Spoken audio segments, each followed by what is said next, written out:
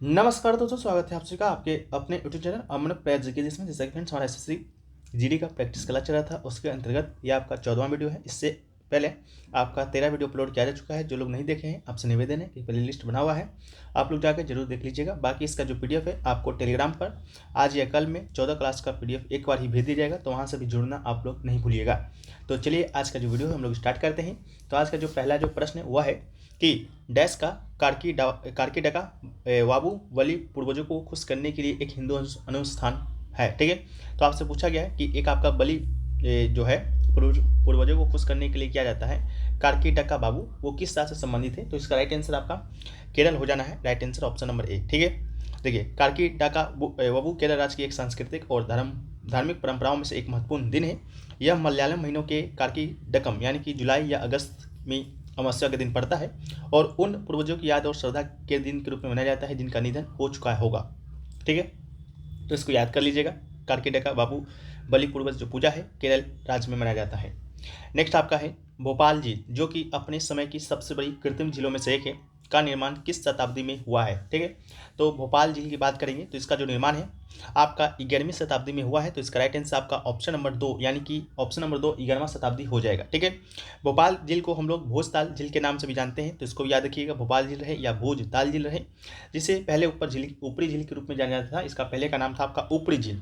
और मध्य प्रदेश के राजधानी भोपाल के पश्चिम किनारे शाह तालाब एक बड़ी झील है। ठीक है, पश्चिम किनारे पर।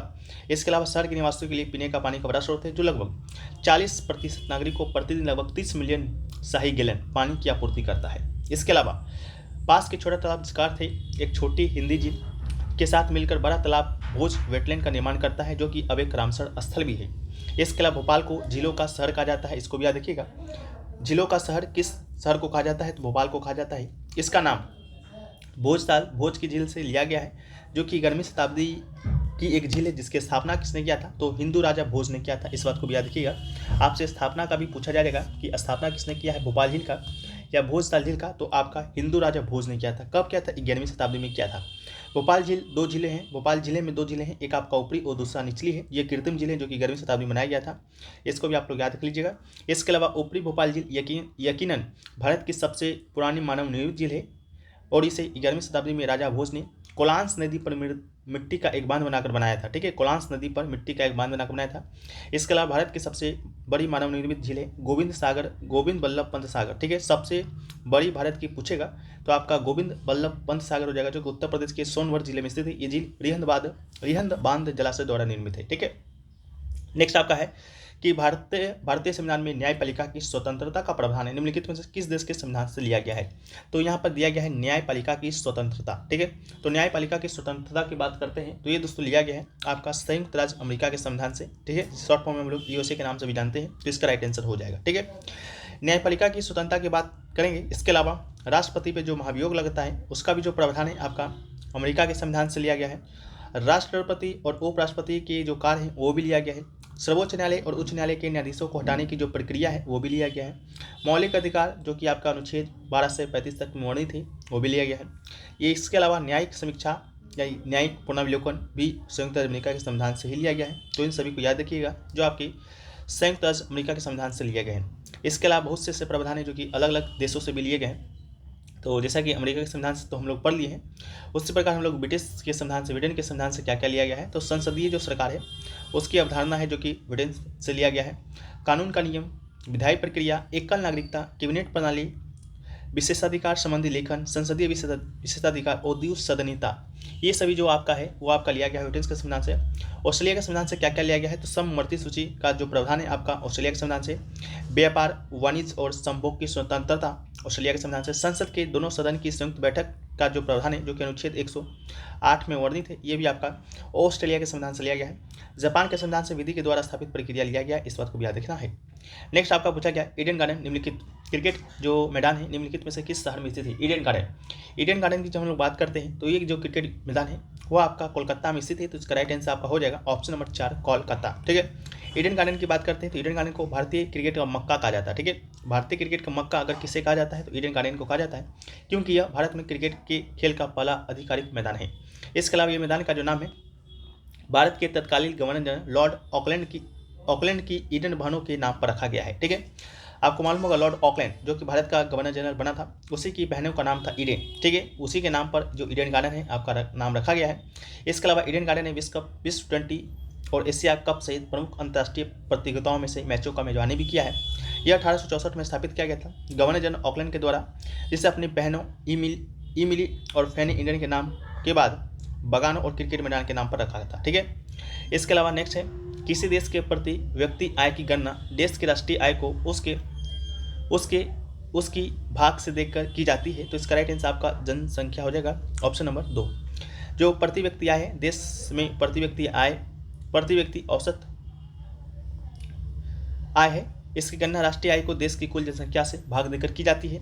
पर कैपिटा इनकम अगर निकालते हैं, जैसे कि प्रति व्यक्ति आय कहते हैं, नेशनल इनकम इसको divided by population of a country, ठीक है। इसको भी याद रखिएगा, फॉर्मूला है बहुत ईजी। नेक्स्ट है कि फरवरी 2022 में सीबीएसई के नए अध्यक्ष के रूप में किसे नियुक्त किया गया है। तो फरवरी 2022 में सीबीएसई के अध्यक्ष के रूप में नियुक्त किया गया था विनीत जोशी को, लेकिन आपको अब विनीत जोशी का नाम नहीं याद रखना है, क्योंकि फरवरी 2022 में तो इन्हें नियुक्त किया गया था, ये मानते हैं, लेकिन फरवरी के बाद आपका जो मई आया था, मई 2022 में सीबीएसई के जो नए अध्यक्ष थे उसको विनीत जोशी को हटा दिया गया था या और निधि छिब्बर को नियुक्त किया गया था, ठीक है। तो वर्तमान में जो निधि छिब्बर हैं वो आपके सीबीएसई के अध्यक्ष हैं। इसके अलावा प्रोफेसर दिनेश प्रसाद सकलानी हैं जो कि आपके एनसीईआरटी के अध्यक्ष हैं, इसको भी याद रखिएगा। इसके अलावा निधि छिब्बर आईएएस अधिकारी हैं, वरिष्ठ हैं और केंद्रीय माध्यमिक शिक्षा बोर्ड यानी कि सीबीएसई के अध्यक्ष के रूप में नियुक्त किया गया है, वर्तमान में यही है। अगला है भारतीय संविधान की विशेषताएं जो हैं। भारतीय संविधान का विशेषता तो बहुत है, उसमें से एक आपका संघवाद का केंद्रीकृत रूप है, जिसमें केंद्र के पास राज्यों से अधिक शक्तियां होती हैं, किस मॉडल पर आधारित है, ये पूछा गया है। तो इसका राइट आंसर आपका ऑप्शन नंबर 1 कानाडाई मॉडल हो जाएगा, ठीक है। जो संघवाद का जो केंद्रीकृत रूप है वो आपके कानाडाई मॉडल पर आधारित है। संघवाद की बात करते हैं तो दो सरकारों का मिश्रित स्वरूप है, अर्थात एक व्यवस्था में दो सरकार का मिश्रण, राज्य सरकार और केंद्र सरकार आप लोग भी जानते हैं। आपके अलग अलग राज्यों में राज्य सरकार अलग है, इसके अलावा एक ऊपर है केंद्र सरकार। भारत में हम संघवाद को स्थानीय, राष्ट्रीय और राज्य सरकार के इर्द गिर्द प्राधिकार के वर्तन के रूप में वर्णित करते हैं और ये राजनीतिक संगठन के कनाडाई मॉडल के समान है, ठीक है। नेक्स्ट आपका है सोडियम निम्नलिखित में से किस में रखा जाता है। सोडियम की बात करते हैं तो सोडियम एक रासायनिक तत्व है, आप लोग को मालूम होगा, जिसका प्रतीक चिन्ह होता है Na और परमाणु क्रमांक संख्या की बात करते हैं तो होता है 11। यह एक मर्द चांदी जैसा सफेद तथा अत्यधिक अभिक्रियाशील धातु है। सोडियम एक अत्यधिक अभिक्रियाशील धातु है और वायु में उपस्थित जो ऑक्सीजन होता है, कार्बन डाइऑक्साइड होता है, आर्द्रता के साथ तीव्रता से अभिक्रिया कर लेता है, जिससे आग भी लग सकती है। इस कारण इस विस्फोट अभिक्रिया को रोकने के लिए सोडियम को मिट्टी के तेल में डुबोकर रखा जाता है, क्योंकि सोडियम मिट्टी के तेल से अभिक्रिया नहीं करती है और मिट्टी के तेल को ही हम लोग केरोसिन के नाम से जानते हैं। तो इसका राइट आंसर आपका ऑप्शन नंबर 1 केरोसिन हो जाएगा, ठीक है। नेक्स्ट आपका है कि निम्नलिखित में से क्या केंद्रक में मौजूद नहीं होता है। तो केंद्रक में रिकित का मौजूद नहीं होता है, तो इसका राइट आंसर ऑप्शन नंबर 1 हो जाएगा रिकित का।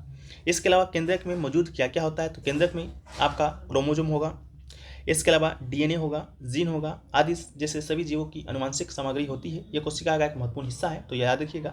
क्रोमोसोम, डीएनए, जीन ये सब क्या होता है आपके केंद्रक में पाए जाते हैं, बाकी लिखित का केंद्रक में नहीं पाया जाता है। अगला है वर्ष 2019 के लिए बाला सरस्वती पुरस्कार से किसे सम्मानित किया गया था। तो बाला सरस्वती पुरस्कार 2019 के लिए सम्मानित किया गया था मेल वल्ली को, जो कि भरतनाट्यम शास्त्रीय नृत्य से जुड़ी हुई हैं, तो इसका राइट आंसर हो जाएगा। नेक्स्ट है कि पुरुषों की जो वॉलीबॉल की टीम होती है, भूतल से नेट की मानक ऊंचाई कितनी होती है। तो भूतल से जो नेट का ऊंचाई जो होता है मानक, वो होता है 2.43 मीटर। तो इसका राइट आंसर आपका 2.43 मीटर इसका आपका राइट आंसर होगा, ठीक है। इसके अलावा मानक पुरुषों की वॉलीबॉल नेट ऊंचाई 7 फीट या 11.5/8 इंच या 2.43 मीटर, तो मीटर में दिया गया है, तो मीटर में याद रखिए। इसके अलावा महिलाओं की बात करते हैं तो मानक महिलाओं वॉलीबॉल नेट की ऊंचाई की बात करते हैं तो 2.24 मीटर इसका होता है, इसको भी याद रखिएगा। पुरुष और महिलाओं दोनों का याद रखना है। नेक्स्ट आपका है हरित क्रांति का शुरुआत डैश में हुआ था। हरित क्रांति का शुरुआत डैश में हुआ था, यानी कि पूछा गया था कि हरित क्रांति का शुरुआत किस देश में हुआ था। तो हरित क्रांति की शुरुआत की बात करते हैं तो इसका शुरुआत आपका पहले बताए थे कि मैक्सिको में हुआ है, तो इसका राइट आंसर आपका ऑप्शन नंबर 2 हो जाएगा मैक्सिको में जो हरित क्रांति का जो शुरुआत होता है, करता कौन है। तो मैक्सिको में हरित क्रांति का शुरुआत आपका नॉर्मैन बोरलॉग के द्वारा किया जाता है। हालांकि जो नॉर्मैन बोरलॉग है, इनका जो राष्ट्रीयता है वो आपका अमेरिकी है, यानी कि अमेरिका के रहने वाले हैं, तो इसमें भी कंफ्यूज नहीं होना है। अगर आपसे पूछे नॉर्मल लोग किस देश के निवासी है तो आपका अमेरिका होगा, लेकिन हरित क्रांति का शुरुआत किस देश से किया था तो मैक्सिको से किया था। उन्होंने उच्च गुणवत्ता वाले बीज बनाने का काम किया, जिसके लिए उन्हें बाद में नोबेल शांति पुरस्कार से भी सम्मानित किया गया था। इनको नोबेल शांति पुरस्कार दिया गया था 1970 में, और जो हरित क्रांति का शुरुआत इन्होंने किया था 1960 के दशक में किया था। इसके अलावा भारत के परिप्रेक्ष्य में बात करते हैं कि भारत में हरित क्रांति का शुरुआत कब हुआ और किसने किया, तो भारत में जो हरित क्रांति का शुरुआत जो वर्ष था आपका 1966 था। इसके अलावा इसका जो शुरुआत है, इसका जो पिता है या क्रांति के जनक कहे जाते हैं, एम एस स्वामीनाथन कहा जाता है, एम एस स्वामीनाथन को कहा जाता है। ठीक है, हरित क्रांति की शुरुआत जैसा कि 1966 में हुआ था, तो उस समय देश के प्रधानमंत्री थे आपके इंदिरा गांधी जी थे। ठीक है, इसलिए भारत में हुई हरित क्रांति का श्रेय उन्हें भी जाता है। इसके अलावा हरित क्रांति का सफल आयोजन प्रथम भारत और मेक्सिको में हुआ था। हरित क्रांति का संबंध चावल और गेहूं की फसल से है। इसके अलावा खेती से जुड़ा हुआ हरित क्रांति है, और हरित क्रांति का जनक आपका जनरल नॉर्मन ब्लॉक को माना जाता है। अगला है सोनल मानसिंह को निम्नलिखित में से किस शास्त्रीय नृत्य के लिए संगीत नाटक अकादमी पुरस्कार से सम्मानित किया गया है। तो सोनल मानसिंह जैसा कि आप लोग जानते हैं उड़ीसा के लिए प्रसिद्ध एक नृत्यांगना है, जो कि ओडिसी नृत्य के लिए ही संगीत नाटक अकादमी पुरस्कार से सम्मानित किया गया है। सोनम मानसिंह की बात करते हैं तो भारत के राष्ट्रपति के द्वारा राज्यसभा सदस्य बनने वाले नामित भी किया गया था। इसके अलावा 1992 में इन्हें पद्म विभूषण दिया गया है। 2003 में इन्हें पद्म विभूषण से भी सम्मानित किया गया है। इन दोनों से सम्मानित होने वाले सबसे कम उम्र की प्राप्तकर्ता भी हैं। साथ में सोनल मानसिंह ओडिसी नृत्य से तो संबंधित है ही, साथ में भरतनाट्यम शास्त्रीय नृत्य से भी संबंधित है। तो भरतनाट्यम ओडिसी दोनों को आपको याद रखना है। जिस प्रकार आपके ऑप्शन में लिखेगा उसी प्रकार आपको मानना होगा। अगला है नवंबर 2022 तक की स्थिति के अनुसार निम्नलिखित में से कौन दिल्ली के मुख्यमंत्री हैं। तो दिल्ली के मुख्यमंत्री की बात करते हैं तो अरविंद केजरीवाल, ऑप्शन नंबर 3 इसका राइट आंसर हो जाएगा। दिल्ली के वर्तमान में भी जो मुख्यमंत्री हैं वो आपके अरविंद केजरीवाल जी ही हैं, और दिल्ली के जो उपराज्यपाल हैं वो आपके वर्तमान में विनय कुमार सक्सेना हैं। तो याद रखिएगा, वर्तमान में दिल्ली के मुख्यमंत्री अरविंद केजरीवाल और उपराज्यपाल विनय कुमार सक्सेना। अगला है औद्योगिक नीति संकल्प, यानी कि 1956 ने उद्योगों को डैश श्रेणियों में वर्गीकृत किया है। तो औद्योगिक नीति संकल्प जो 1956 आया था उसमें उद्योगों को 3 श्रेणियों में वर्गीकृत किया गया था। तो इसका राइट आंसर आपका 3 हो जाएगा। इसके अलावा औद्योगिक नीति संकल्प 1956 औद्योगिकरण के विकास की प्रक्रिया में सरकारी क्षेत्र के द्वारा निभाई गई प्रमुख भूमिका का विरोध था। 1956 का औद्योगिक नीति संकल्प योजना आयोग की वैकल्पिक पंचवर्षीय योजना का आधार बना था। इसके अलावा 1956 से 1961 तक कौन सा पंचवर्षीय योजना था, तो सेकेंड पंचवर्षीय योजना चल रहा था उसमें। इसके तहत परिश्रम को 3 क्रमों में वर्गीकृत किया गया था, जो कि लोकप्रिय रूप से IPR 1956 के शीर्ष मूल सिद्धांतों के रूप में जाना जाता है। इसके अलावा उद्योग को 3 श्रेणियों में वर्गीकृत किया गया। जो 3 श्रेणियाँ थी आपकी अनुसूची A, अनुसूची B और अनुसूची C। ठीक है, अनुसूची जो A था वो उद्योग जो विशेष रूप से राजकीय स्वामित्व में होगा उसे अनुसूची A में रखा गया। उद्योग निजी क्षेत्र के अधीन हो सकते हैं, लेकिन नई इकाइयों की शुरुआत सार्वजनिक क्षेत्र के नियंत्रण में होगा, अनुसूची B के अंतर्गत रखा गया। कुछ उद्योग निजी क्षेत्र के अधीन होंगे, लेकिन इनके लिए सार्वजनिक क्षेत्र से लाइसेंस लेना होगा, ये इसको अनुसूची C में रखा गया। अगला है निम्नलिखित में से कौन सुंग वंश का प्रथम शासक था। तो सुंग वंश के प्रथम शासक की बात करते हैं तो पुष्यमित्र सुंग, इसका राइट आंसर हो जाएगा ऑप्शन नंबर 3। सुंग वंश की बात करते हैं तो सुंग वंश से पहले आपका मौर्य वंश राज शासन कर रहा था। मौर्य वंश का जो अंतिम शासक था आपका वृहदत्त, इसी का सेनापति हुआ करता था पुष्यमित्र सुंग। तो पुष्यमित्र सुंग ने वृहदत्त की हत्या करके फिर सुंग वंश की स्थापना किया था मौर्य वंश के स्थान पे। तो इसकी स्थापना पुष्यमित्र सुंग ने किया था। इसके अलावा इसकी राजधानी भी पाटलिपुत्रा ही था। पुष्यमित्र अंतिम मौर्य सम्राट वृहदत्त का सेनापति था, उसी की हत्या करके मगध पर कब्जा किया था। इसके अलावा मगध के मौर्य वंश के प्रथम शासक का नाम भी बृहदत्त ही था। प्रथम शासक का नाम तो चंद्रगुप्त मौर्य था और अंतिम शासक का नाम भी बृहदत्त था, गलत है। अच्छा, मगध की बात करेंगे तो नहीं, मौर्य वंश का प्रथम शासक आपका चंद्रगुप्त मौर्य था, इसको याद रखिएगा। चंद्रगुप्त मौर्य ने ही मौर्य वंश का स्थापना किया था मगध के ऊपर। ठीक है, अंतिम शासक बृहदत्त था, इसको भी याद रखना है, तो ये गलत है। अगला है अटल पेंशन योजना APY भारतीय नागरिकों के लिए एक पेंशन योजना है जो डैश क्षेत्र के श्रमिकों पर केंद्रित है। तो ये आपका असंगठित क्षेत्र के श्रमिकों पर केंद्रित था अटल पेंशन योजना। ठीक है, अटल पेंशन योजना एक सरकार के द्वारा संचालित पेंशन योजना है जो मुख्य रूप से असंगठित क्षेत्र पर ध्यान केंद्रित करते हुए भारत के सभी नागरिकों के लिए है। API को नेशनल पेंशन सिस्टम NPS के तहत पेंशन फंड रेगुलेटरी और एंड डेवलपमेंट अथॉरिटी PFRDA द्वारा प्रशासित किया जाता है। नेक्स्ट है कि कौन सी योजना है जो कि गैर प्रमुख बंदरगाहों और प्रमुख बंदरगाहों की कनेक्टिविटी सहित तटीय सीमा क्षेत्र के साथ राज्य सरकार के विकास के लिए प्रस्तावित किया गया है। तो सागरमाला परियोजना इसका राइट आंसर हो जाएगा ऑप्शन नंबर 2। सागरमाला परियोजना की बात करते हैं या सागरमाला प्रोजेक्ट की बात करते हैं तो भारतीय बंदरगाह ढलान ढांचा संरचना का विकास है, जो कि मॉल, स्टॉक एक्सचेंज आदि के मामलों में काफ़ी पीछे है। सकल घरेलू उत्पाद में जहां रेलवे का हिस्सा लगभग 9% है और सड़क परिवहन का हिस्सा 6% है, वहीं बंदरगाहों का हिस्सा की बात करेंगे तो लगभग 1% है। वर्तमान समय में भारतीय बंदरगाह मात्रा की दृष्टि से देश के संयुक्त व्यापार का 90% से अधिक हिस्सा समर्थित है।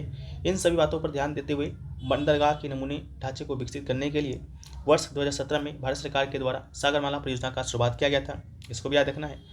मैप भी देख सकते हैं आपका सागरमाला नेटवर्क मैप का, ठीक है, कहाँ से कहाँ जा रहा है और किस प्रकार ये प्रोजेक्ट है। नेक्स्ट आपका है कि जनगणना 2011 के अनुसार भारत में पुरुषों की साक्षरता दर कितनी है। तो 2011 की जनगणना के बारे में बात करते हैं पुरुष की साक्षरता दर का, तो ये आपका 82.14% है, इसका राइट आंसर हो जाएगा। इसके अलावा देश की कुल साक्षरता दर की बात करते हैं तो 74.0% आपका देश का साक्षरता दर है। पुरुषों के लिए 82.14% है, महिलाओं के लिए 65.46% है। इसके अलावा देश की बात करते हैं तो सबसे ज़्यादा साक्षरता दर आपका केरल का है, वहाँ की साक्षरता 93.91% है। इसके अलावा सेकेंड नंबर पर आपका लक्षद्वीप है, जो कि आपका एक यूटी है, ठीक है।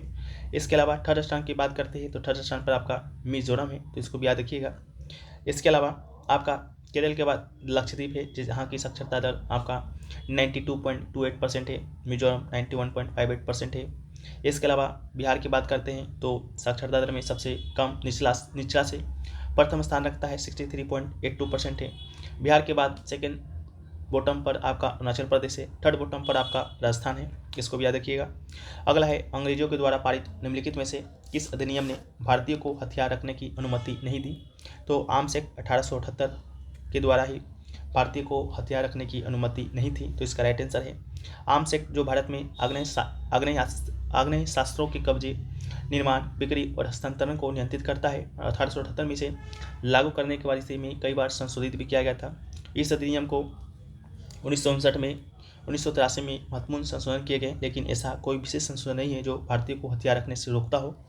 हालांकि 1962 में भारत सरकार के द्वारा भारत के रक्षा नियमों को पारित किया गया था, जिसने वैध लाइसेंस के बिना किसी भी व्यक्ति के द्वारा हथियार और गोला बारूद रखने पर रोक लगा दी थी।